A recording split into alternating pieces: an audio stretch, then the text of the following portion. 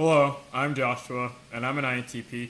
And first and foremost, I would like to say thank you for viewing this video and subsequently visiting my channel. The topic of this video will be on rationality. Um, it's basically the essence or the gist of this video. What I'm going to talk about is basically my idiosyncratic view on rationality. Just my thoughts, the formulation I have that may be a little different from what you hear other people say about what it means to be rational. For the mere fact that when most people speak about rationality, they usually mean practical rationality or epistemic rationality. Insofar as in terms of epistemic rationality, it's usually couched with the school of skepticism insofar as that you question information and you find valid means of argumentation and demonstration of claims, and you definitely put propositions and statistics and facts to the test to see if they can hold measure to what you can gather in evidence and research.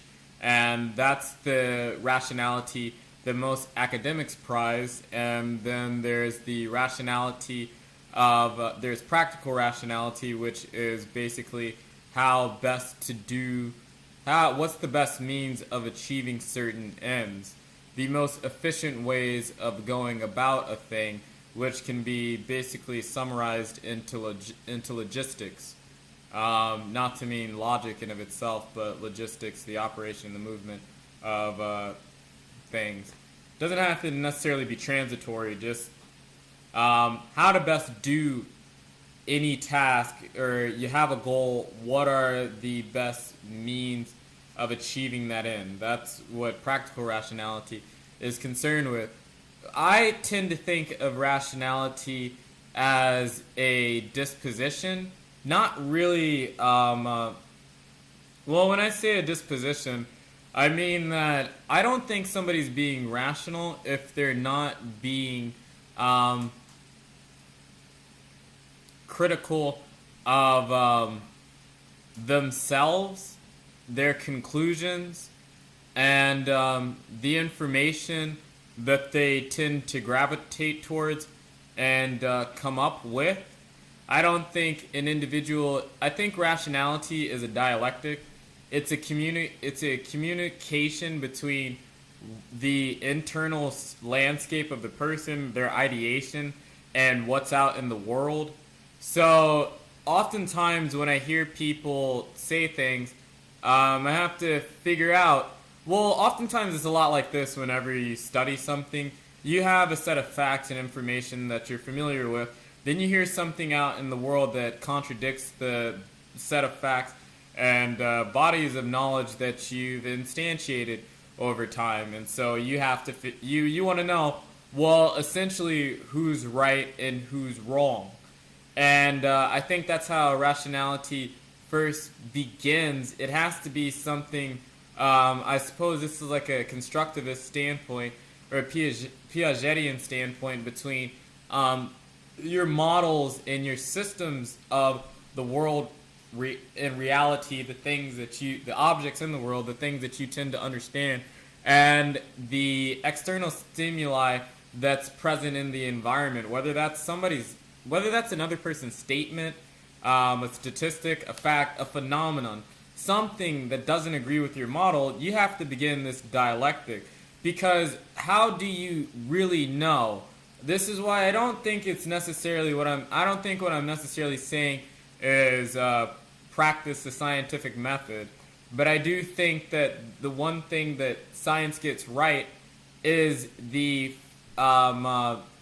frailties and cognitive limitations of people, insofar as we are disposed for the most part to make mistakes with our intuitions and expectations when appraising information. And because we're motivational creatures, the emotive capacities we have and the motivational drives can oftentimes skew our perception, quite literally, of whatever goal you have in mind of attaining will skew your perception in your given landscape to see said thing or said item of interest. So we're fallible, basically. But my conception of rationality is not one that just couches on the fact that we're fallible, but also couches on the fact that information is a construction in of itself. I think information is inherently embedded within the environment, but I think knowledge is fundamentally a construction. And the way we choose to describe the world and the best ways of describing the world is still an open book. It's not. It will never be a closed dialectic insofar as our descriptions aren't perfect, and in order to make our descriptions more accurate, we're going to need to come up with better and better processes of analyses and epistemological ordering or structuring. And so my definition of rationality stems from the standpoint of keeping this in mind, that it's an open dialectic and the individual is actively constructing information. It's somewhat of organic and bootstrap. Yeah, not the fallacious, but the limited capacities of a human being is taken into consideration, but the fundamental necessity to act in the world and to think and reason about things is also considered. And the mere fact that you can't trust information necessarily, nor that nature represents all things in a very lucid manner in terms of the way that said phenomenon A fits in the overall context of the propagation of that phenomenon over a collected history. So it's just that nature is in some ways deceptive. Your brain and your mind is in some way deceptive. Other people can and will be deceptive. So how is it that you deal with this shifting landscape and this sea of plurality, this seeming sea of plurality? There is definitely some plurality in the world, but we can tend to skew towards there's just complete monism or complete plurality in the world. Well, I tend to weigh on the side of thinking that there's complete plurality in the world for the mere fact that I'm an extroverted, intuitive type.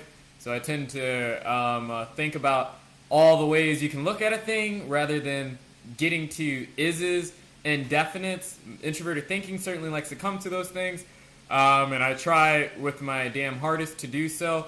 But I struggle with certain cognitive biases myself. So this is why I tend to think of rationality as a dialectic and not really any philosophical school or ideation or purely skepticism, because really, how are you going to get the bugs out of the hardware? The fact is, you can't get the bugs out of the hardware. You just won't ever get them out of the matrix. Like, you live in the matrix, but you're not going to step outside of it ever, really. So if that's the case and you're bereft with all of these limitations, what do you do in the face of those limitations, given the fact that you ought to figure things out in the world and try to structure your descriptions and understanding of the world in the most accurate manner you can possible? I'm not going to make an argument for why one ought to do that, because this isn't a video on ethics, but I'm just going to say that's the goal, and how do we amend that goal, or how do we certainly uphold it? And I say that the only way that that's possible is if it is a two-way, if it is a dialectic, meaning communication, such that you always have to ask what you're up to, I think, from a motivational standpoint. Whenever you're hearing or seeing something, what is it that you want in the moment? You better be clear on what is it that you want, and you look at what it is you want and how that may affect your perception of now. it's just simply that you have to take your humanly qualities into consideration, and certainly motivations are probably the easiest way to pick out your own personal biases. It's not like most people are going to be able to just uncover all the innate biases that they have from an anthropomorphic standpoint and a cultural standpoint, or just the environmental standpoint that they received from their rearing as a kid, or whatever, what have you. But what you can most likely figure out is what you want immediately, and how that may be influencing how you're viewing the information. Because you just know what you want, I think, in some respects, and maybe you don't know what you want. So maybe it's not as easy as that. But I do think that that's a viable place to start when you're looking at the content of self. Because you have to look at the content of self and be as scrutinizing of it as you are of anything outside. That's the problem I have with most people when they talk about being rational. When most people talk about being rational, they mean to be critical. And they usually mean a one-way criticism in terms of external information and not internal information. And that's something certainly that you are taught in terms of the scientific method, that you have to be critical or at least try to prove yourself wrong. I think, it makes sense to try and prove yourself wrong in the conclusions you come to. It just makes sense given the fact that you are going to find it that you're probably wrong more times than you are right. More than you think you are when you actually just try to sit down and figure a thing out. So given the fact that you are more than likely wrong and are deposed to be wrong, you certainly should address just the immediate motivations that you have in the situation whenever you're viewing the information. Then you have to turn your attention to the bodies of knowledge you have, and you probably should look at how you organize and learned the information in the first place. Because I find this with students a lot of times.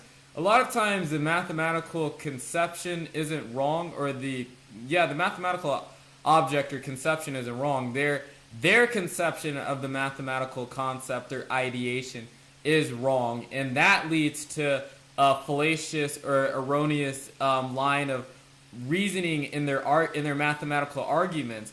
And typically you have to show them what are the assumptions that they can make given these criteria or these properties of whatever object or theorem or whatever you have.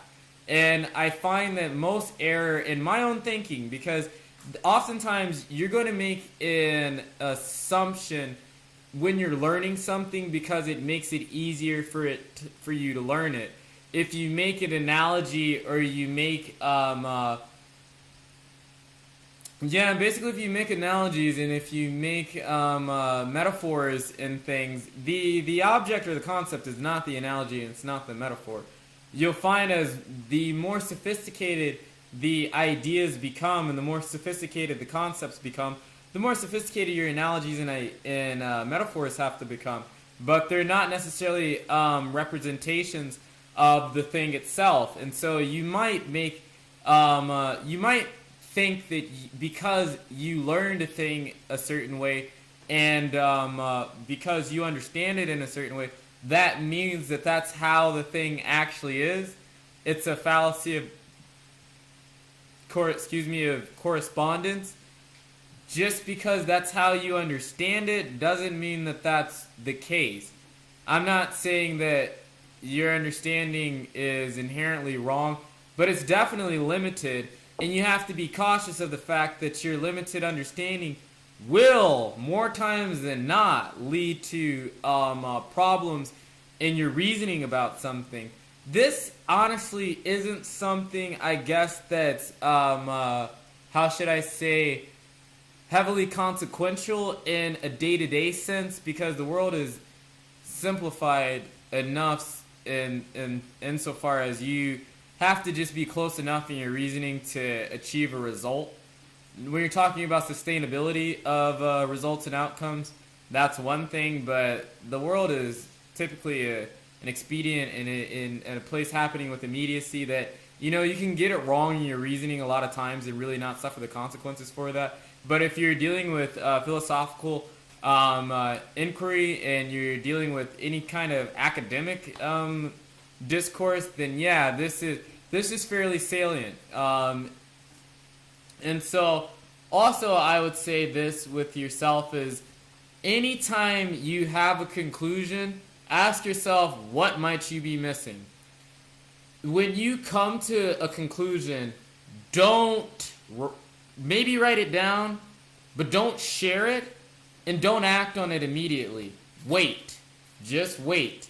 And I mean, wait and I'm pretty damn neurotic in this sense. Just wait in the sense that see if there's any way you can reformulate the conclusion you've come up with and see if you missed anything. Because I promise you, a lot of times you'll miss a detail here or there that takes and claps the whole goddamn system, or it just collapses the whole thing on you. Because, I mean, those sorts of details in the sense that, well, I guess I should try and give you a concrete example.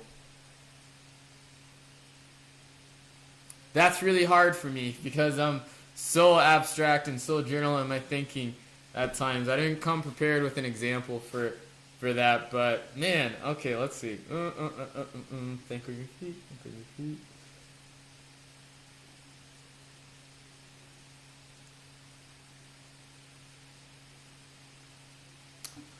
Well, certainly this ought to be the case. You can think of yourself as a detective in a certain manner, and if you want to say you have some crime that's occurred, and precisely the happenings of the crime are rather vague and opaque, as is the case in most scenarios. You have a certain collection of DNA material, and you need to be able to match this material to said person or persons potentially involved. The only thing that you know is the DNA was present at the scene. The DNA was not on the body. The DNA wasn't on any weapon. This DNA was present at the scene.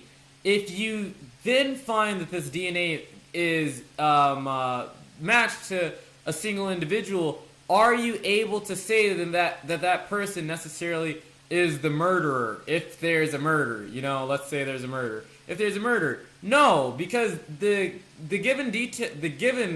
context gives details such as that just because somebody was at the scene of the crime doesn't mean they necessarily committed the crime. You don't know that. It makes the probability that they could be a suspect much more likely, but doesn't give you the license to step from place A to place B.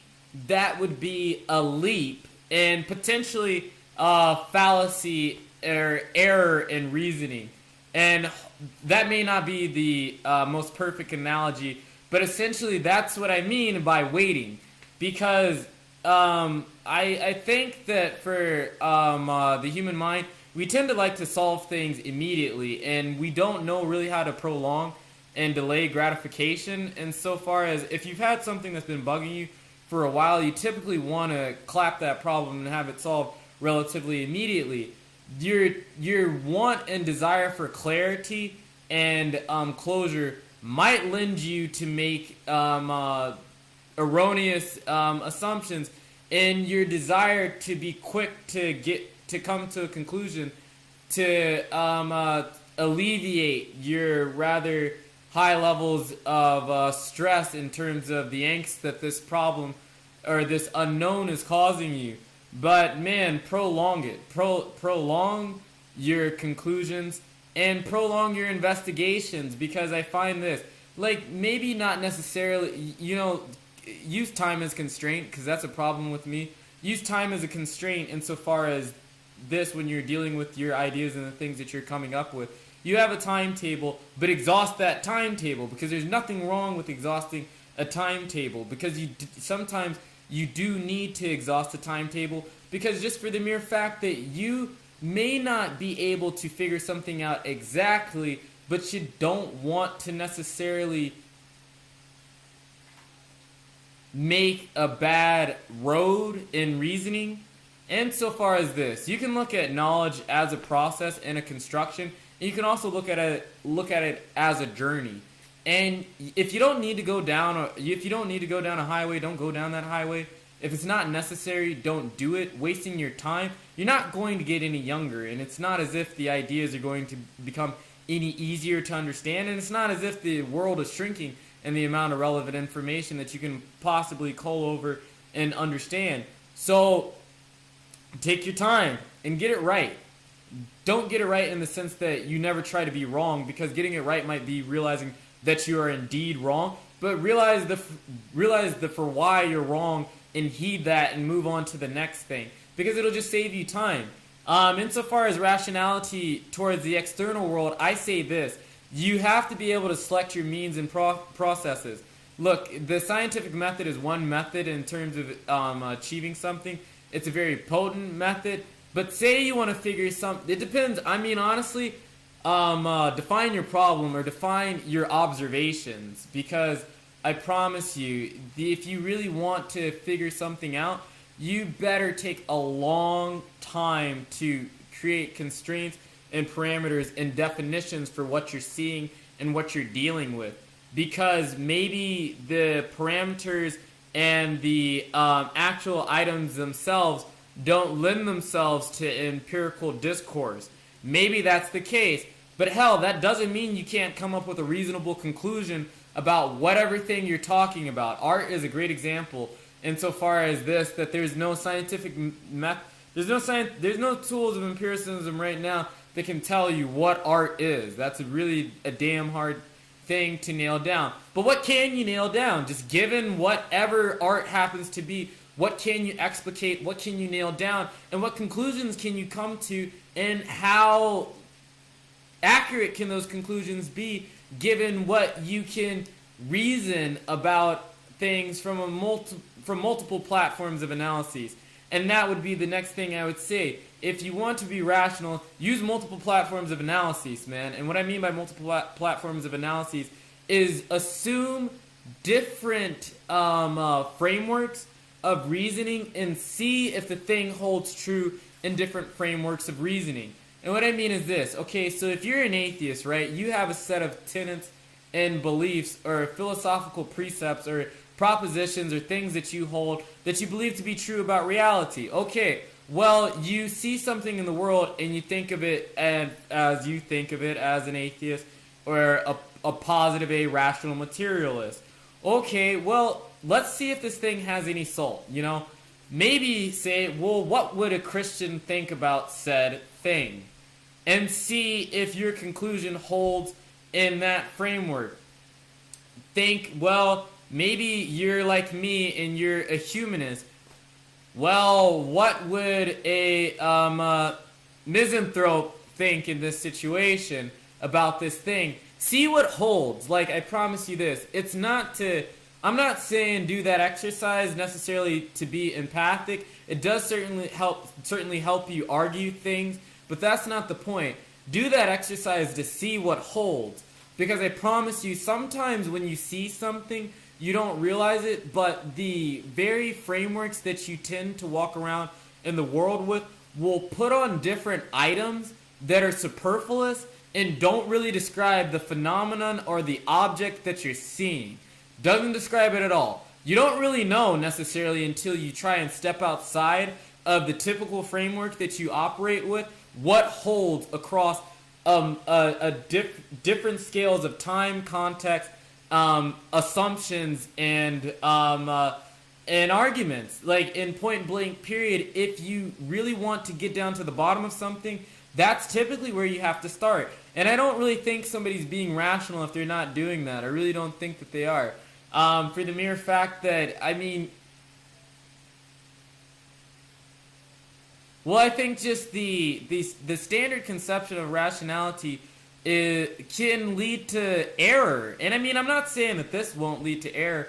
I'm not saying that doing things like this won't lead to error or anything like that, because no person can have all the facts at given time. But hell, I find that I don't make, I don't make, I mean, I make mistakes, but they're not as frequent as you. I mean, like, I don't make them as frequent as most other people, and I don't think that has anything to do with my IQ necessarily.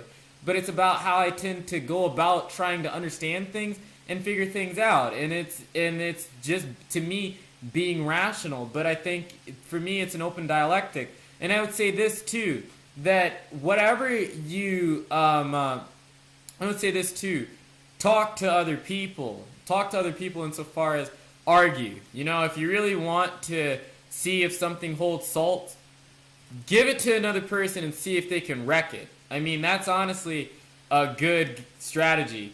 I mean, it may not be pleasant for you if you're a feeling type of individual, but it's wholly damn necessary. The point is, you don't want to be erroneous if you can help it. You don't want to commit a fallacy if you can help it. Given the fact that you're not perfect, and given the fact that we're all limited in a sense because we're human beings, what can we do about it if we want to reason about things, come up with reasonable theoretical models, and try and have a solid understanding of the world? And I think that the items that I presented thus give a means, or at least a starting point, for doing such things. And I don't think that they're the typical thing that most people say. But I know this, that also something is true is this, that if you use more than one method to solve a problem, and you arrive at the same solution with each varying method, then it's most likely that thing exists. Well, if you're trying to, it's more likely that thing is the case. And this, break down what you're trying, and this is what I mean by defining the problem. Break down what it is you're trying to figure out. Break down if you're making a case of existence.